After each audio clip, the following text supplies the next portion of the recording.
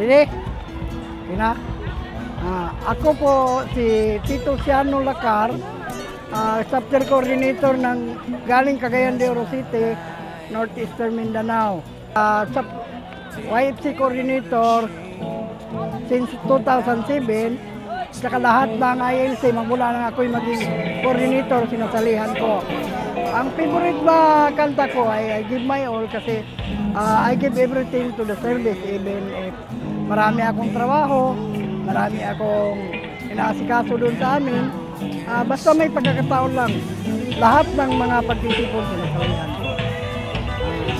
Nagpapasalamat lang ako na maski ganito ang kalagayan ko, God everything to me.